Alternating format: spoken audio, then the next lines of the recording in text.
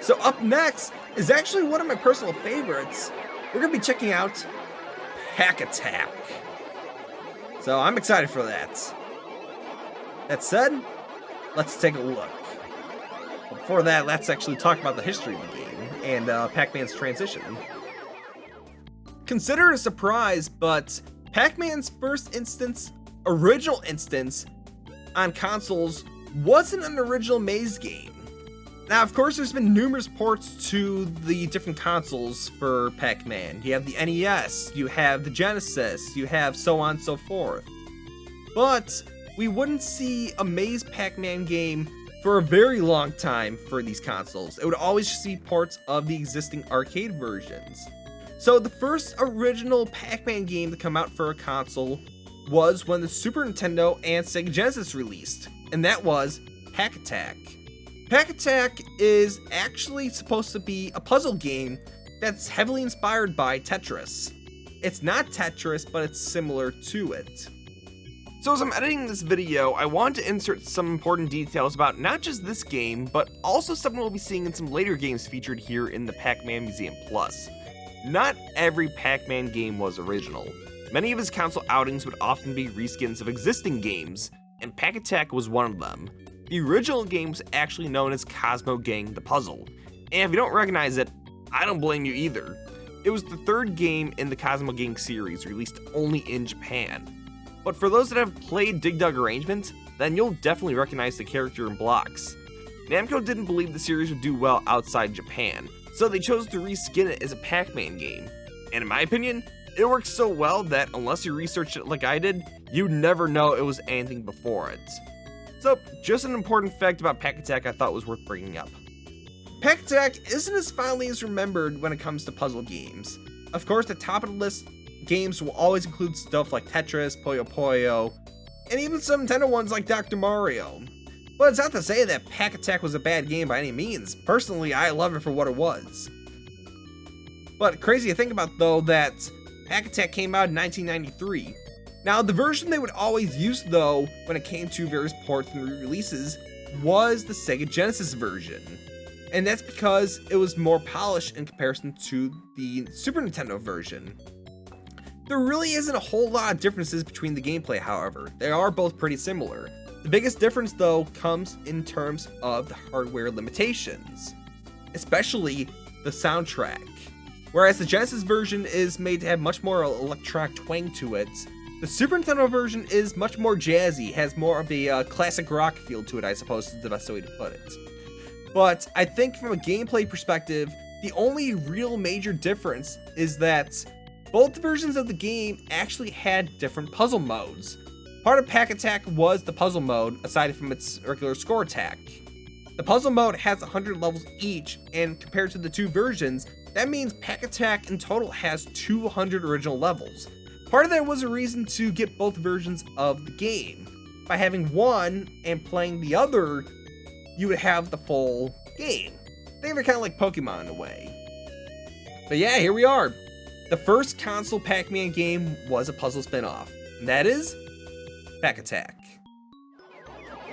So we just pulled another Pac-Land on us. In order to play Pac-Attack, we have to play Pac-in-Time 2 times. I'm starting to see a bit of a pattern here. They really didn't want you playing this in the order of which these games released fancy time word. So it looks like we're gonna have to play Pac-in-Time first 2 times. So I gotta back out of the game twice if we want to get to that. Alright, I had to endure some painful gameplay. But that said, we got Pac-Attack, so let's get straight into it. Alright. Wait for it. I want to hear that Super Nintendo bass line.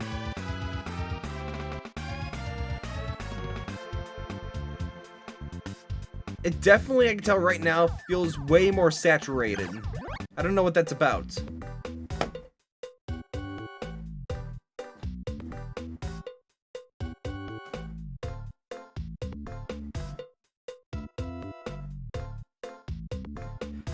Alright, so I gotta be critical here. The Super Nintendo version looks worse compared to the Genesis version, but where it makes up is the music.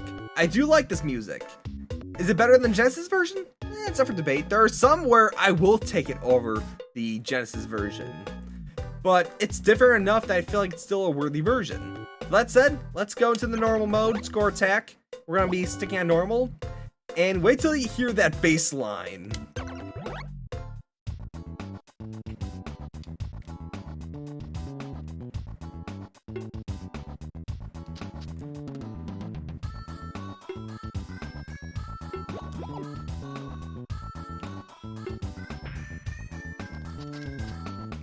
I love that funky bass.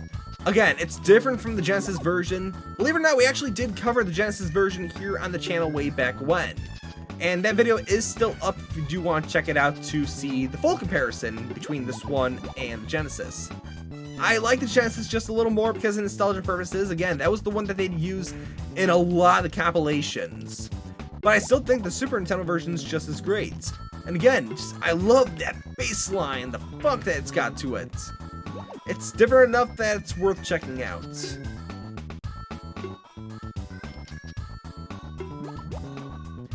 Alright, so I should probably explain the gameplay a little bit here for those that are new to it. So Pac-Attack again takes inspiration from Tetris. The idea is that you always have a pattern of 3 in your hands. Sometimes it'll be all blocks, sometimes it'll be all ghosts, but more often than not, it'll be a mix of the bunch. The objective is to line up the ghosts in patterns. Whether you wait to line up the blocks so it does like a streak combo, or you just arrange them in a way that Pac-Man will go to them. Starting off, Pac-Man will always come in sets of every 3 blocks. The direction of Pac-Man, however, cannot be changed. So you cannot change if Pac-Man goes left or right. Pac-Man, though, will always go down and then into the direction of the ghost. So the idea of Pac-Attack is both to clear as many lines as you can, but also to chomp down as much ghosts as possible. I believe the only way to actually proceed, though, is making blocks, because that's what helps increase the level count. Now, of course, this game is a puzzle game, so it's gotta be difficult.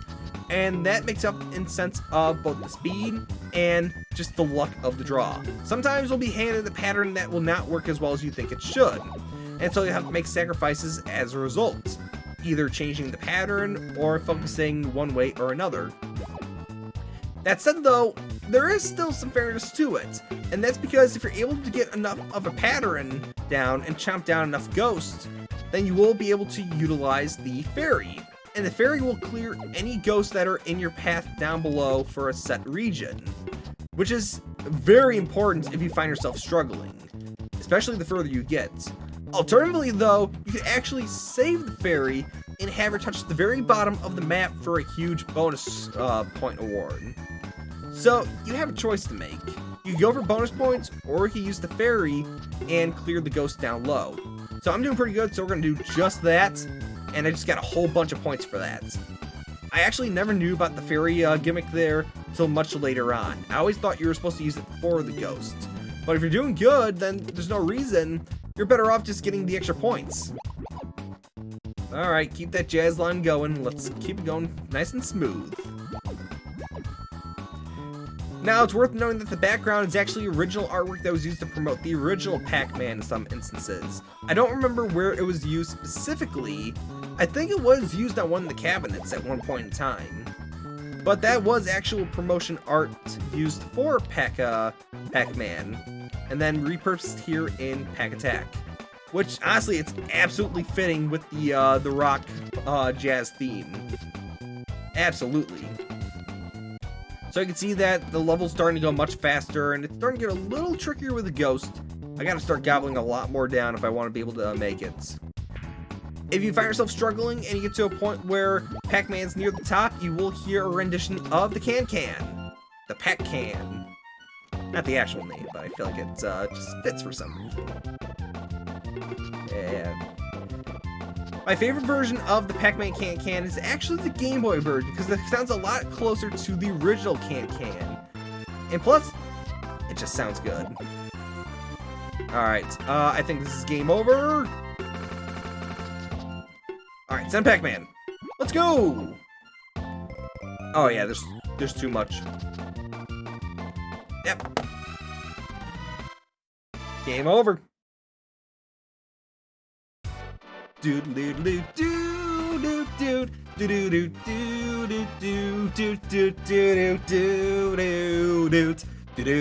dude.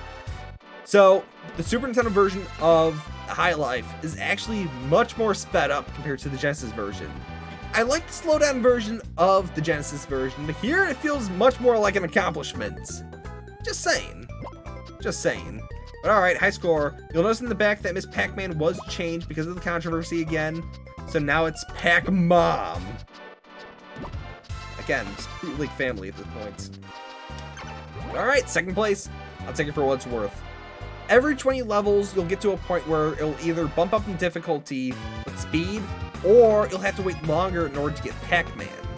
So, just before I lost there, you can see that it was taking 4 blocks at a time before I was able to get Pac-Man. That's the difficulty of Pac-Attack. Now, before we quit here, though, let's take a quick look at the puzzle mode. Welcome to puzzle mode. You'll receive a limited number of packs to gobble all the ghosts on the screen. Before Pac-Man lands, you can change his directions with the L, R, or X buttons. Can you smash through all 100 levels? Happy eating.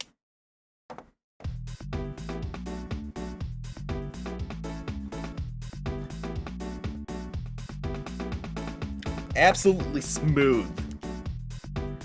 So yeah, aside from the levels being different, the other difference is the music. The music in the Genesis version, I actually think I like a lot more compared to this version. Much more because of its iconicness, and thanks to its ports, of course. But, just, I don't know, it's hard to say. I really do like the Genesis version more with its music. But again, this is very different because puzzle mode has different puzzles for the Genesis and Super Nintendo versions. So the puzzles I'm playing here are not the same puzzles in the Genesis version. So if you ever do find a Genesis version, you'll be playing essentially a different game altogether. Here in the puzzle mode, you can actually change, as I mentioned, Pac-Man's direction, which is important if you want to try to go for the good bonus. Not that it matters, of course.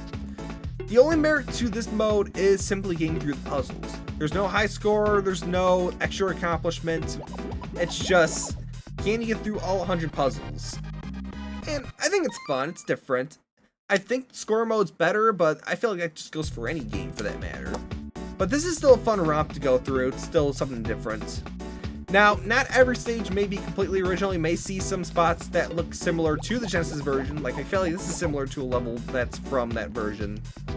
But it is still different. It is still different. Alright, I'm actually going to use a couple of extra Pac-Mans on this one. Let's go. The music here is actually very similar to the multiplayer theme that's played in this version of the game. Which, honestly, I think I like the multiplayer version music here better than the Genesis, just because of that twang that it's got. The bass line. It feels more scratchy in the Genesis version, which some won't like. It's just part of the electronic sound of the system. But I think this is one where it's better to play multiplayer. That's just my opinion. That's just my opinion. Alright, do it like this. Nope, that was not it. Use the rest of the ghost. Now go like that. That'll gobble them up.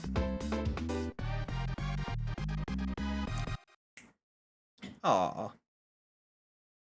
So, I mean, yeah, really the only major difference aside from puzzle mode is the graphics. You'll notice that when it says good, I like the version better for the Genesis because it looks more like a sticker and the sticker's more high quality. But otherwise, Pac-Attack is Pac-Attack. I have no complaints. I like it for what it is. I think it's a good puzzle game. Not everyone's crazy about Pac-Attack, but again, I like it for what it is. Maybe that's just blind nostalgia talking, but it's a lot of fun to me. And isn't that all that matters when it comes to games? That if you enjoy it, that's all that matters. Don't care what others say. Which will probably be very important for the next episode, just saying. Thanks. Alright, I can recover from this.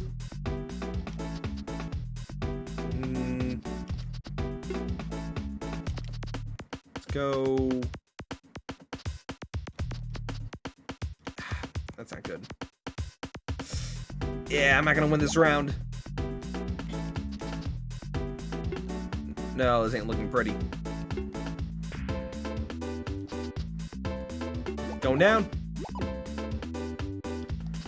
Unless I have a way I could... Nope, it's over. Alright, just gobble up.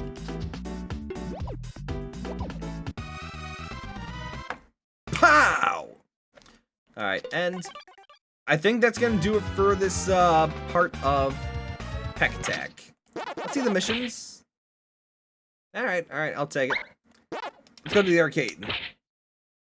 What we got? 4 tokens?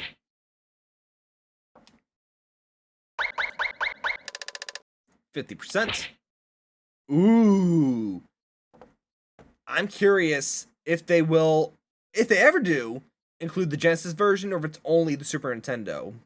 I want to hear the Genesis version of this game, but I know practicality reasons why I might not. Ooh, that's a fun wallpaper.